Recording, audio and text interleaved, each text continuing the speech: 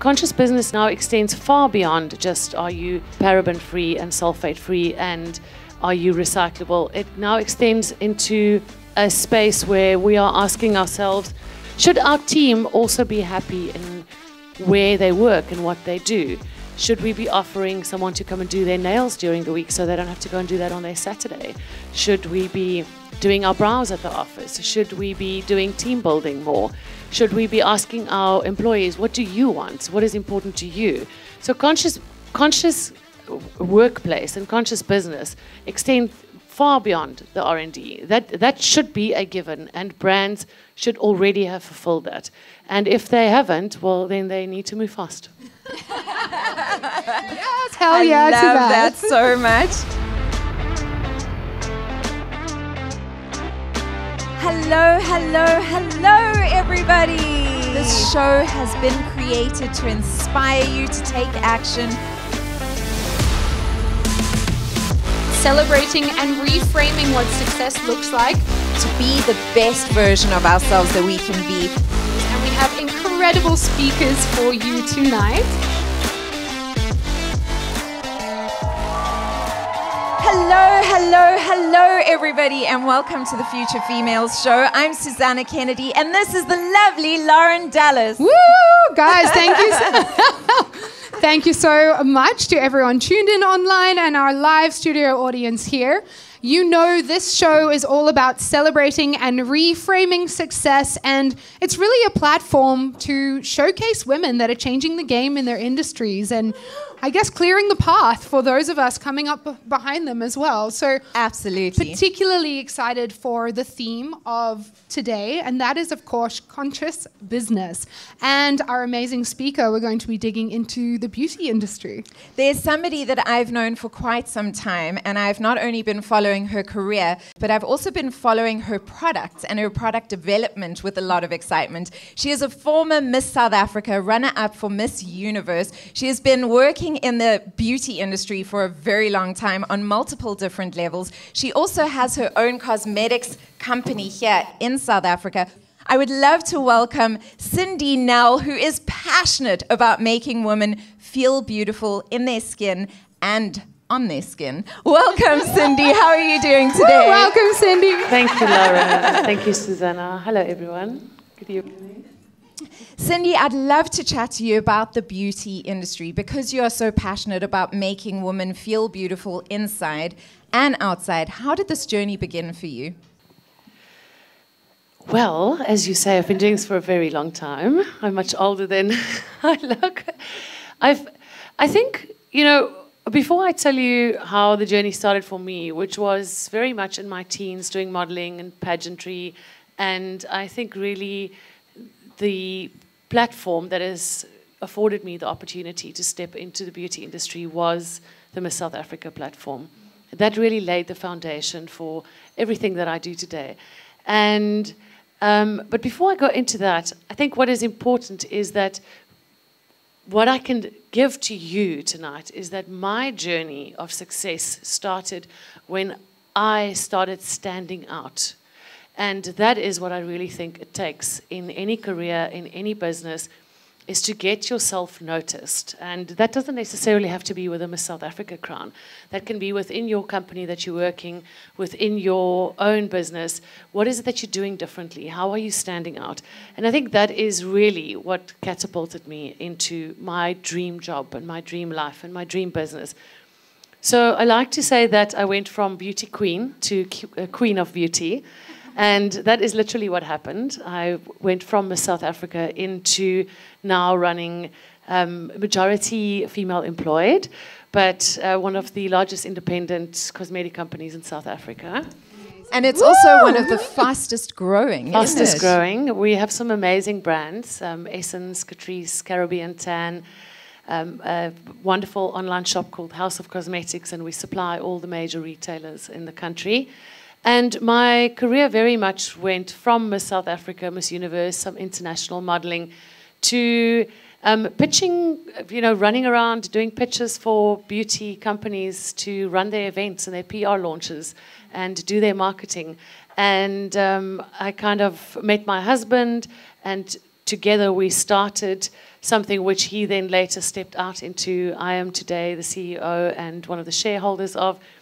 And we are fundamentally very passionate about making beauty affordable for all women, sustainable but accessible, and we really believe that all women should be able to be beautiful, feel beautiful, and be part of a brand that makes them feel better and makes their life better. Hell yeah! Hell yes to that. Cindy, I mean, you've had such an incredible journey, and I mean, the decisions that you made when you started your business are decisions that everyone has to make, beauty industry or otherwise. And what we're celebrating with you here on stage and with Catrice on our faces are those choices you made. Thank you.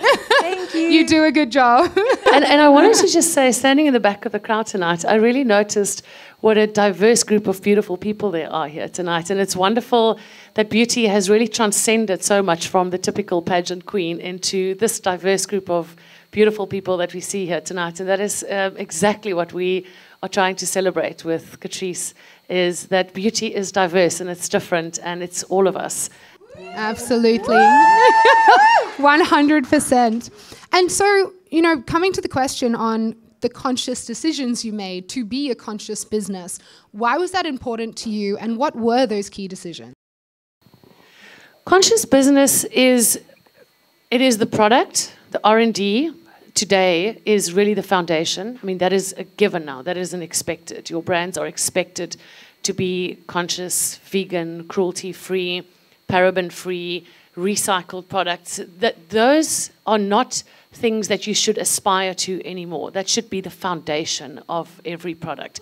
And that is what the company should work behind the scenes to deliver. Over and above that, the conscious business model is, are you good to your employees? Are you good to your customers? Are you good in your price? Are you good in your offering? Are you good in your delivery? Are you good in the way that you treat your customers? And conscious business now extends far beyond just, are you paraben-free and sulfate-free, and are you recyclable? It now extends into a space where we are asking ourselves, should our team, and I want to welcome Suzanne, our marketing manager, and Robin, our very talented social media manager, and one of our Catrice makeup artists, Ilana, here tonight. Should our team also be happy in where they work and what they do? Should we be offering someone to come and do their nails during the week so they don't have to go and do that on their Saturday? Should we be doing our brows at the office? Should we be doing team building more? Should we be asking our employees, what do you want? What is important to you? So conscious workplace and conscious business extend far beyond the R&D. That should be a given, and brands should already have fulfilled that. And if they haven't, well, then they need to move fast. Yes, hell yeah I to love that. that so much. A lot of people have this perception, and some of it is true, that being a conscious brand, actually getting the raw materials that are more consciously created, that are more consciously gathered, is much more expensive, you know, than getting products that are cheaply made. But how do you balance that gap between being a conscious brand and still making it affordable?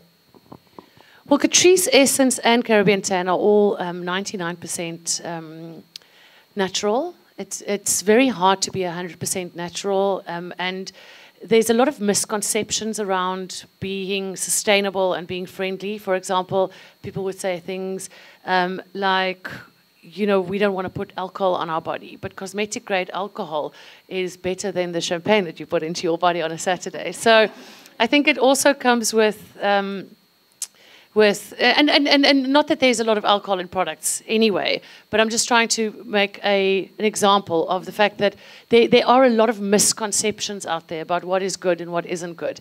And having said that, we strive to be completely natural, 100% natural, but it is and it isn't, to answer your question. It is more expensive and it isn't more expensive. If you are moving the volumes that we are moving, and you are negotiating with suppliers on that level, then it's not more expensive.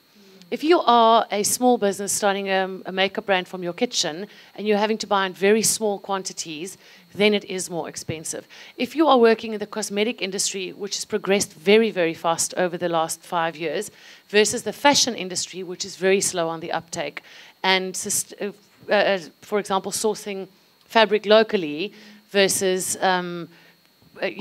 versus internationally is still a very big price differentiation. So it is and it isn't. But as a general rule, I would say that the industry likes to make you believe that it is more expensive to be vegan, plastic-free, paraben-free, recyclable. And as a general rule, I would say that that is no longer the case. It is no longer the case. It really has played catch up very quickly. And really what you are paying for is marketing. What you are paying for is billboards and famous faces and big television campaigns. And that is one of the key elements that we do to bring the price of Essence, Catrice and Caribbean Tan down. Is we cut out all those major campaigns. We think of smarter ways to bring the product to the consumer, cutting out all the big agencies, etc. Because that is also a model of sustainability. Putting the money back into your customer's pocket and delivering them a high-quality product, high pigment, good textures, good packaging, and friendly to the environment, sustainable. That is very, very possible with a low price point. And then, in turn, you are giving back the extra cash to your consumer because they're not paying for the fancy campaigns. So, in a way, that is also a very big sustainability point that needs to be discussed. If you feel passionate about wearing a brand that you aspire to and you want to pay 1,000 Rand for a product versus being able to buy your entire makeup bag from us for 1,000 Rand, and that is something that makes you feel good, then I say go for it. Yeah. If that is what you aspire to and that's something that you want to do, I personally want to pay 200 Rand for a product and I want to spend the other 800 Rand on memories and experiences in my life. And even if I can afford to buy the most expensive products, why would I? Why would I if I can get the same quality? And I don't specifically aspire to wear any particular brand because I don't aspire to be any particular brand. I am my own brand. Absolutely. But I think that boils down to priorities, right? Yeah, I love that. Absolutely. Hell yeah. Hell yeah. Yeah, but that is all about priorities. And I think that that's one of the things that why we're doing this month of conscious business. You know, what are you consciously spending your money on? Where are you consciously putting your money? Because that really does reflect who you are as an individual. And I think it is priorities, but it's also awareness and education. Absolutely. Because you really need to know the difference between the 800 Rand and the 200 Rand if the propositions look the same. Or maybe the 800 is making a slightly more sustainable promise and you just don't know. And so I think you were talking a lot about the marketing campaigns. So I'm curious, when it comes to conscious business and sustainability, are you responding to consumer trends, asking for this, or are you really finding that you're needing to educate the market before you can sell into it? Well, a little bit of both, and I think that's also how the business started, is we identified, and I, like you, have been in the television and modeling and pageant industry for a very long time, and I identified many years ago that there definitely is a need for products that are more affordable but of high quality. And at that time, there was the perception that you only get these very cheap and nasty brands that can be affordable. And we went out to trade shows and we found that that is in fact not the case. There are a lot of products developed in very high quality factories and manufacturing facilities. And so it's a little bit of both, you know, wanting to fulfill a need. And I think this is something that I also give as advice to anyone that wants to start their own business, whether it be in beauty or anything. Really spend a lot of your time on research, finding out what is it that my heart wants to do, and is there really a need for that? And the same with clean beauty. It is what our hearts want to do and where the need's at and where is that perfect meeting point and where can you really fulfill that. And that takes time and effort and a lot of research. And research is the key. For me, instead of lying in my bed scrolling through Instagram for hours, mindlessly looking what people do, I would be, for me personally, the key to success and happiness is discipline. And I would actually literally make a note of things that I want to research this week, and I would consciously go and put that into the internet search engine, and I would research that, and I'd read about those things, ingredients, campaigns, trends, the needs for things, and really curate my experience of social media and online. So I think it's a little bit of both, finding what resonates with you, as well as what is it that people are asking for. And if you can find that perfect meeting point, then I think you have something beautiful. I'm going to be a girl now and just do this for you before I ask the next question. But I think on that point, as a conscious consumer, what would be your advice to other conscious consumers? What should people be looking for when they are going to purchase a beauty brand, like any kind of cosmetics? What are the kind of standard things that they should look for in the brand? Well, there's so many things, and I think the communication around it today can be very confusing. There is so much out there, and I worry that it gets overwhelming for everyone. So I think one of the things is you need to choose brands that you believe in and research them a little bit and follow their story and watch what they're doing. And for example, if you follow us on Cosmetix or Catrice or Essence, you would get a very clear understanding of what we do, where our head's at, what our mission and purpose is, and that it is very much aligned with being clean, green, and not putting chemicals into your body. And then, support those brands, because if you try and dig down to every single ingredient, you can, but it's very time consuming, and your time is very valuable. So you need to find which brands align with your value system and then go with those brands. If your value system, as is ours, for example, is cost-effective, high-quality beauty that is green, clean, and future female, then that is a good brand to go with. But if you're drilling down to every SKU, then that becomes very time-consuming for you, especially in this world of, so much information coming at you all the time. But in the very least, brands should be recycling. In the very least, they should be cruelty-free. They should be vegan, in the very least. And they should be participating in campaigns that's making this world a better place. Absolutely. I think we can get a hell yeah to that, guys. Hell yes.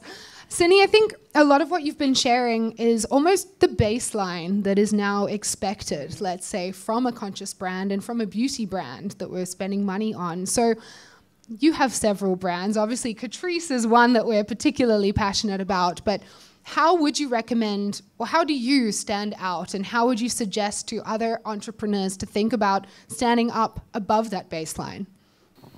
So I think let me just point out that all the things you guys are asking me tonight are really serious questions.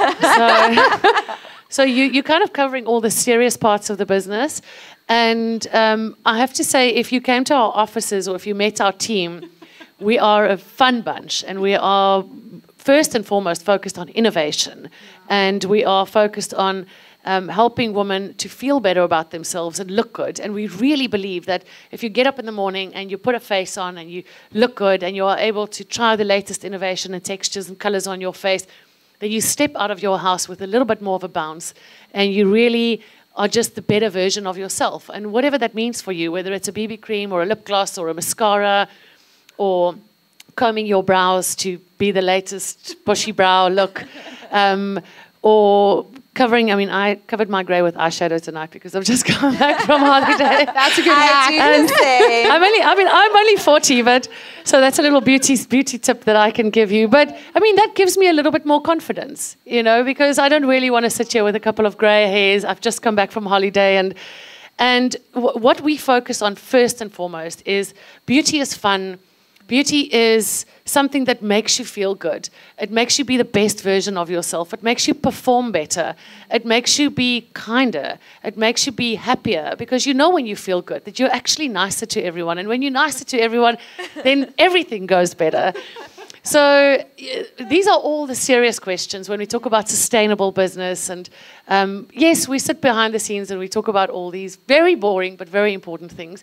But for us as a business, the way that we stand out, and if you follow us on our platforms, you'll see that, is that we don't sell makeup. We sell you feeling better about yourself and being able to afford that.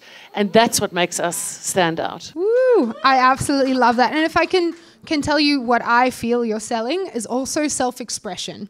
And when I'm wearing your products, that's how I feel. But also when I'm speaking to you as the face of some of your products, I really feel it is the potential to self-express as a woman. So thank you for that. I love that.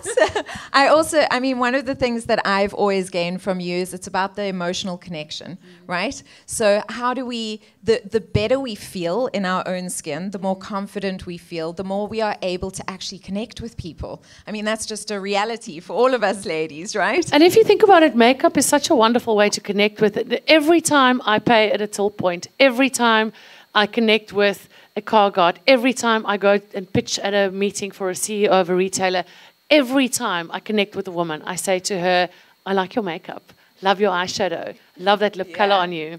That is such a great leveling platform. That is such a great way for us to connect. And yes, it is about personal connection, but there's so many things that we can connect with that we all have, especially as women. It's beauty. It's beauty. It's hair, it's skin, it's color. And self-expression is a very big part of our brand ethos. I think if you were to ask me what is the most important thing for our brands, it's innovation. So we rotate.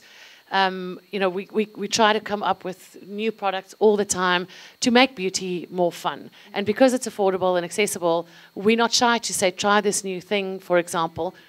And beauty is fun, and it is good to express yourself through different lip colors, or a graphic eyeliner, or a blue mascara, or a fluffy brow, or some extreme highlighter. So, or a red lip. Or a red lip, exactly. So on that note, what is the most fun memory you've had in your beauty career? What stands out for you as like a highlight that you can share with us?